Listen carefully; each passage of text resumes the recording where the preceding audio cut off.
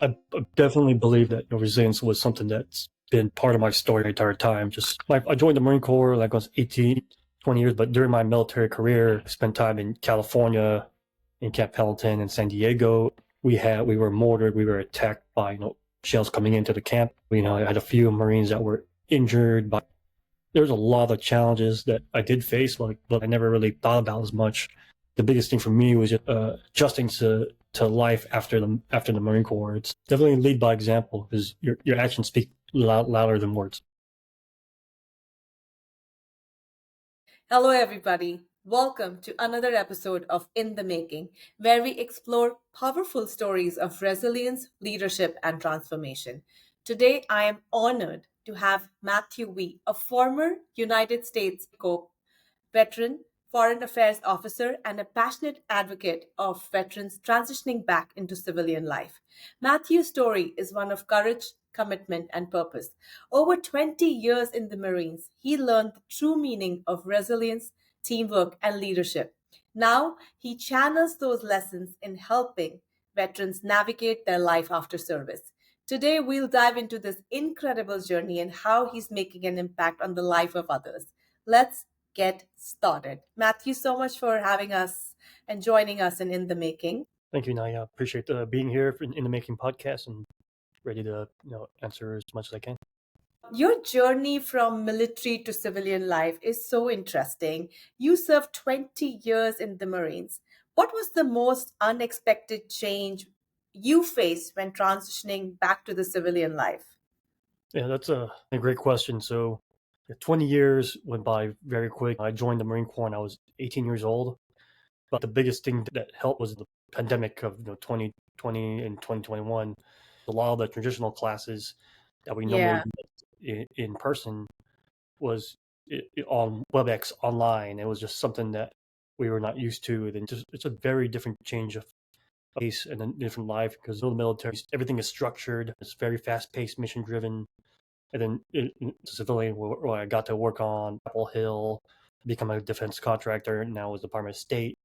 But I always trying to find that sense of purpose and clear direction my entire life. That's incredible. For so many veterans, that transition feels like stepping into an entirely different world. Your experience is definitely crucial for those navigating the same journey. Can you share a story during your time serving in the Marines where the most expected series of events might have occurred?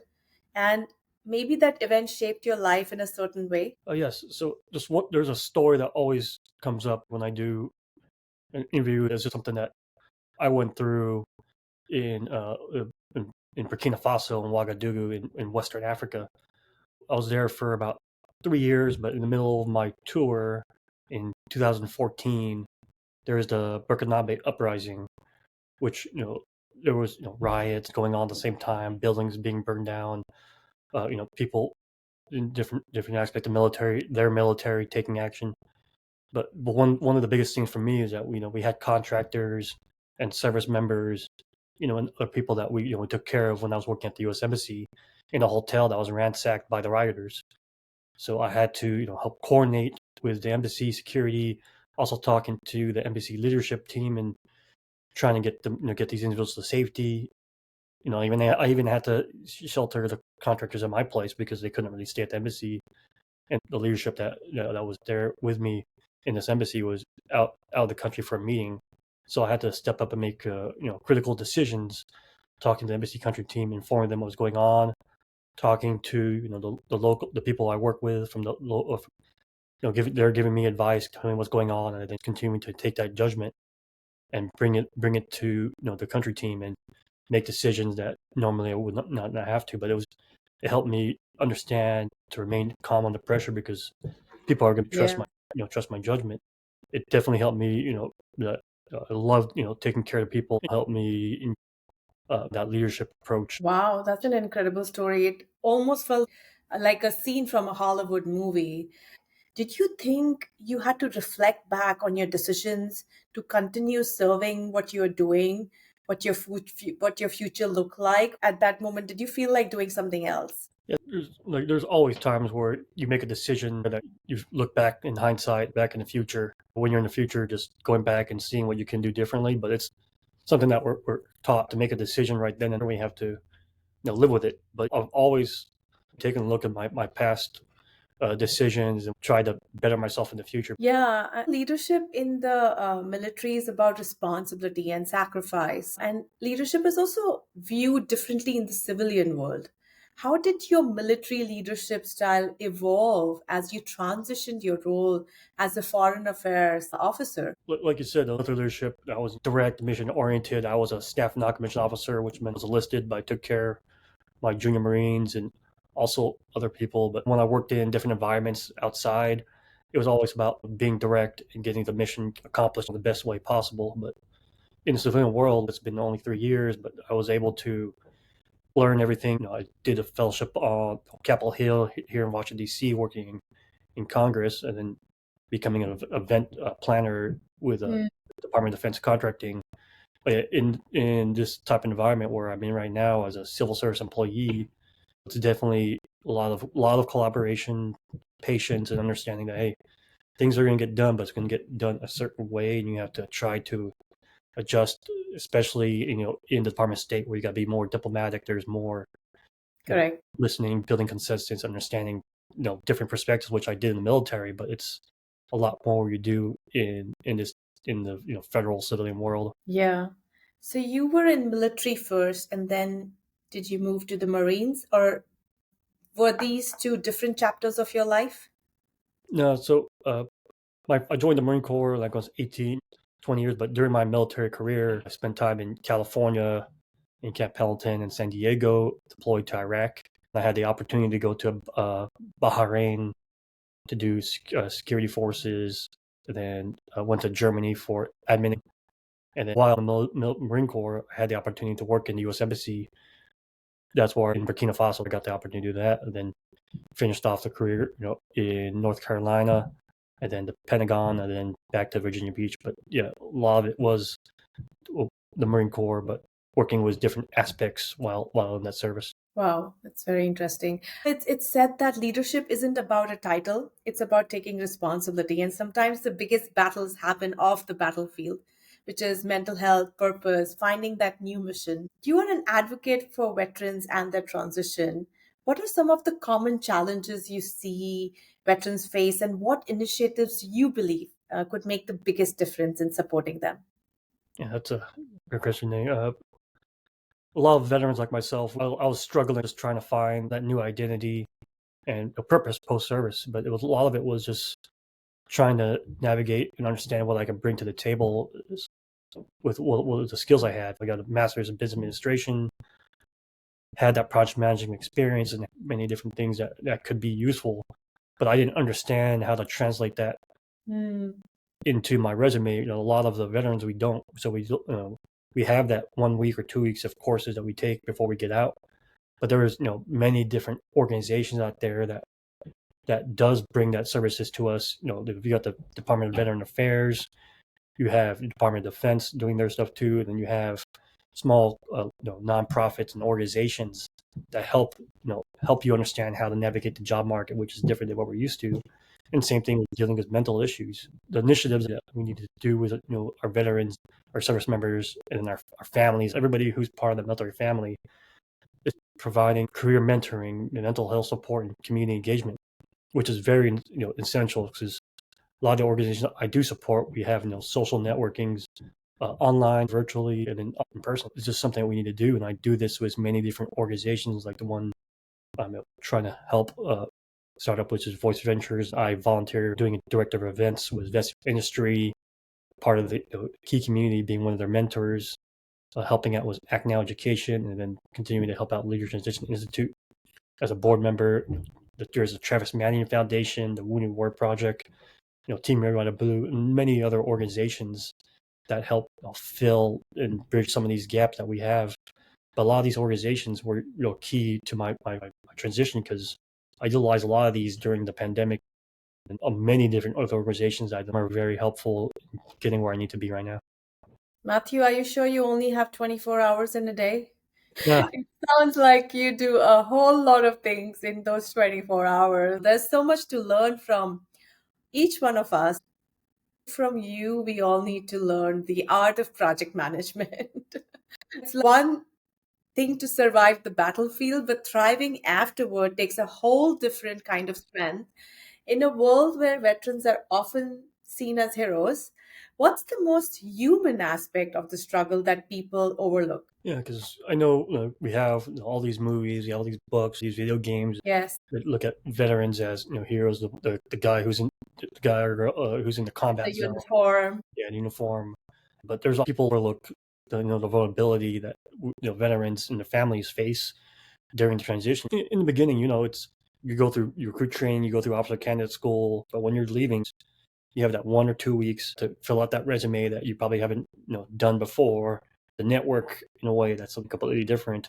Talk a different language. So it's just I had to have that resiliency and this, to be strong and struggle with these feelings of anxiety and doubt. And sometimes there is isolation, but especially during the pandemic, not knowing what I was wanted to do. I was going to retire, own my business, and I had to pivot because I didn't know how the future was going to be. So I pivoted towards government service, being on Capitol Hill, working with Congress, because I saw there was a gap in how we veterans, and it's a whole new world for us. The ability and the chance to show what we can bring. That's a very important information that you've just shared.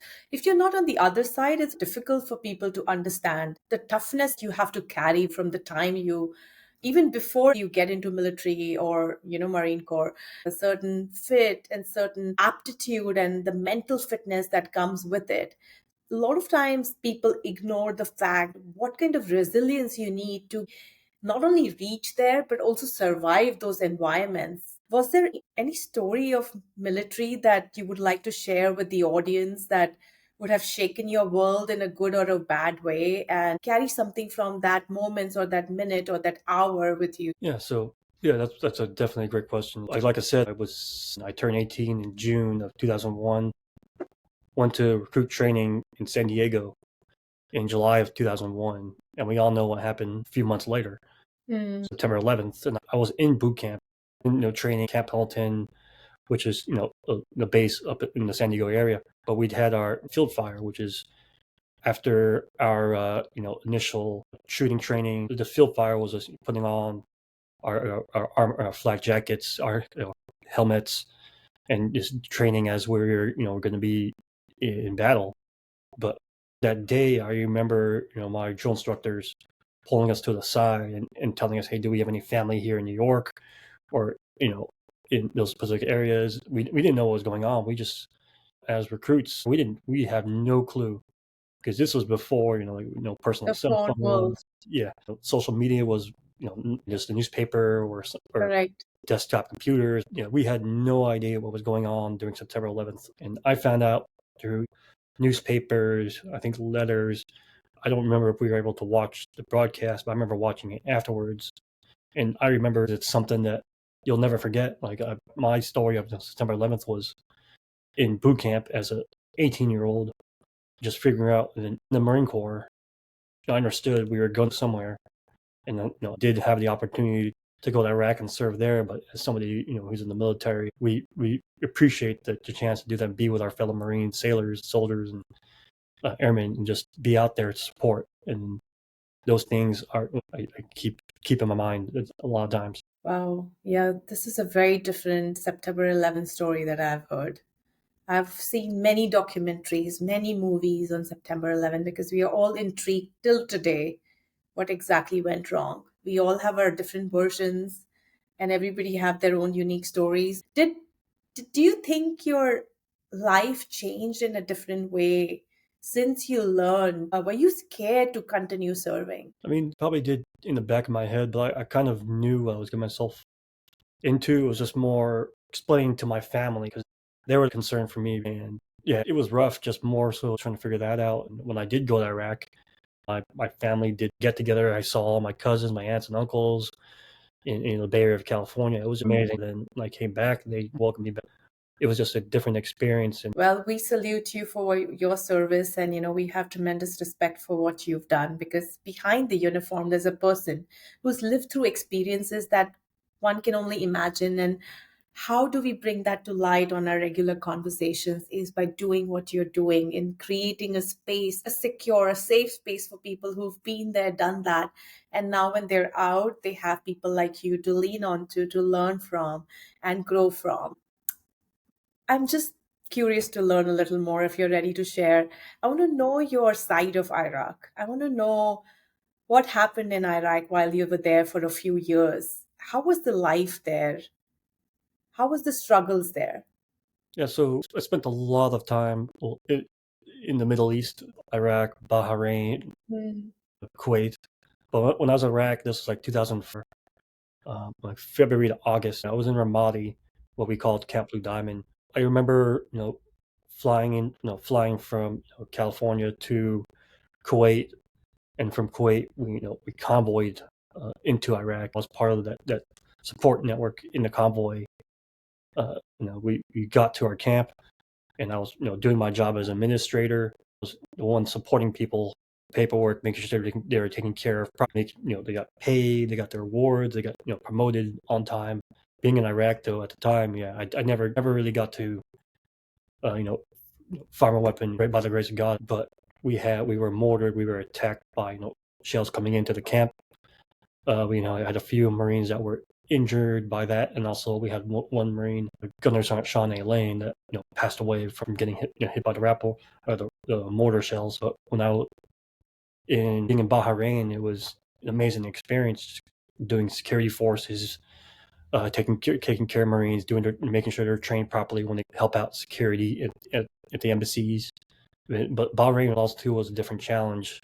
So it's like all these places, there's always some sort of story, like September 11th, Iraq, uh, the Bahraini Yeah. Arab Spring, and then the Burkinabe uprising. Understanding now what I went through, because before I didn't really pay attention to it, but it's amazing when you actually understand it. Yeah, that needs a certain level of maturity.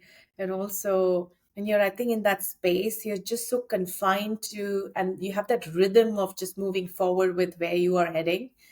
We forget, and then we reflect back when we have the time and we have moved on in life to a different career or a different zone.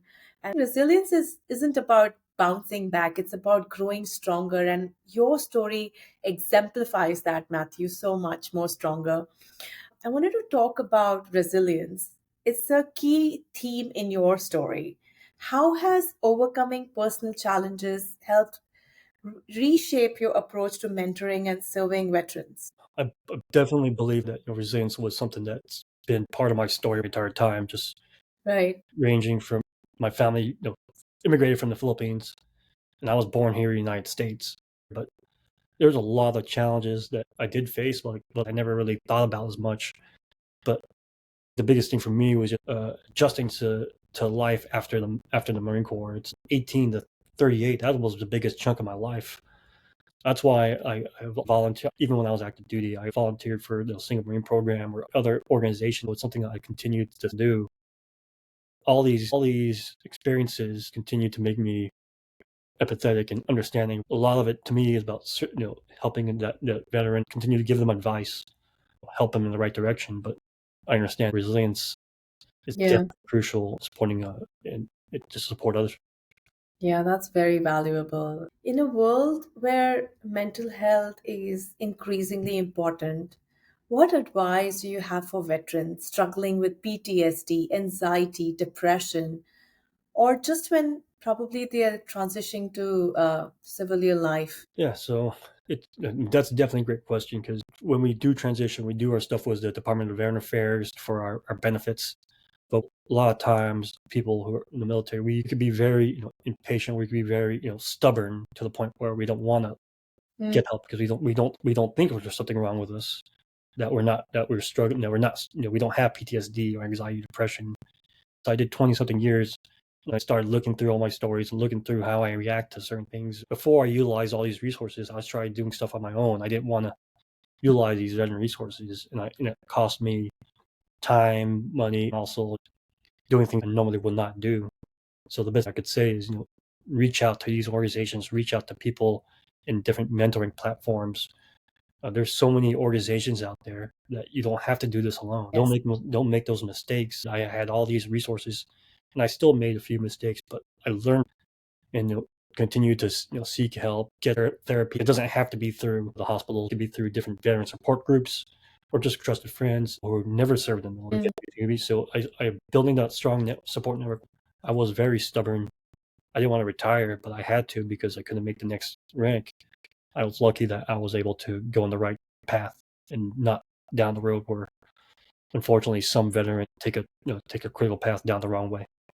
Right, and this is really important. I personally feel that the scars aren't always visible, and mental health is as much as a part of the transition as any other challenge veterans face, new moms face. There's so many people who face PTSD, anxiety, depression in different forms and ways, and you could have a completely different, say, name, feeling for it. So make sure you understand what that means and reach out to somebody in need, in support of your feelings. Don't let it bypass. And I did the same when I was a new mom. I come from India, so we were not aware of there's something called PTSD. I had no idea. I had no help over here. No family came to help me. And I did all this by myself with my husband, but he had to show to work 5 days a week. There was no work from home those days. I did not know when he was crying so loudly, I started crying too. And I didn't know it was a reflection of the depression I was going through. I only actually learned that when I had my second kid, that what I faced that time was actually depression. I didn't know how to handle my feelings because I was not expressing my feelings with anybody. There wasn't anybody around me to talk about new motherhood. My friends did not have did not, so they wouldn't understand my feelings. So I'm so glad you actually gave some light to this very important aspect of not only veterans, but in general, people that need support and guidance right now. I wanted to ask you one more question, which was in your journey that you have turned into a civilian, have you had a, a time spending with somebody who has transitioned into a civilian now? And maybe a joyful, a sad, or emotional story that you would like to share with the audience. I recently appeared on a live podcast in the military influencer conference, Mm-hmm. but handled by one of my friends, who's this vet SOS, and then it was amazing how to relay my story in a live setting in an environment that I would never really have done before. But telling people or giving advice was definitely open to me, and it made me happier and experience doing also different type of podcasts with my friend Andrew Cox and other people. These formats are amazing because it got me to learn how to actually talk and helping up someone do a mock interview or looking at their resume. The same things that I went through is just amazing how 30 something years later was more comfortable to do that and give back. And it's just you never forget the person giving you experience the first time, and then you. Right. That is incredible. Matthew, your journey is so inspirational. And I love the fact that you shared some personal stories of your journey with the audience. That really gives a deep connection serving the nation at different levels. And whether it's military, it's army, you all are doing such a fabulous job of protecting the country in different ways. And for us, you are our heroes. While we are wrapping the podcast, I do a very fun segment which is called the Rapid Fire. It's short, sweet, and quirky. Yeah, that'd be great. So, the first question: what's one leadership lesson you think everybody should learn? Definitely lead by example because your actions speak louder than words. I vouch for that. What's your biggest aha moment since leaving the military? Understanding that nobody really cares about what your rank is or what you had on your uniform. They just want to know what you can offer them. Well, if you could go back and change one thing about your military career, what would it be? Yeah, I wouldn't be too focused on just the job, but try to build those long-term relationships, because a lot of times the people you serve become your lifelong network. But also not be too serious take advantage of opportunities. One piece of advice you'd give your younger self. Definitely be patient, because nothing that I did happened overnight, and there was always an opportunity to learn. There's always a challenge, and you're going to fail sometimes. So just take advantage and be patient. I love that. And the last one, what is the most powerful mantra you live or stand by each day? Be perseverant, adapt, and overcome. And then, of course, the Marine Corps motto of semper fidelis, and honor, courage, and commitment. Thank you so much, Matthew, for sharing your powerful story of resilience, service, and leadership with us today. Your journey from the military to becoming an advocate for veterans is so inspiring. To all our viewers and listeners, I hope you've gained as much insight as I have from today's episode.